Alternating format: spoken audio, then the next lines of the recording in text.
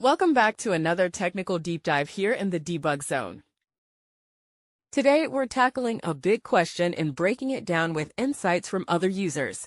Hopefully, this clears up some misconceptions and helps you get the answer you need. So buckle up, stay a little curious, and let's jump right in.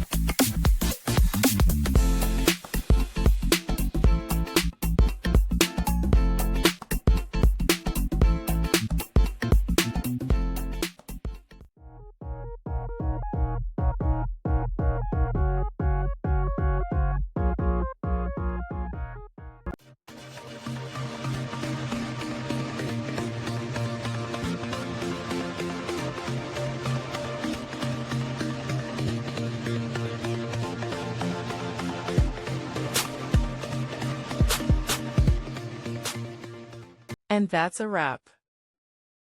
I hope you found the answer you were looking for. If you did, take a second to hit that subscribe button. It really helps out. And let me know in the comments which solution worked best for you. See you next time in the Debug Zone.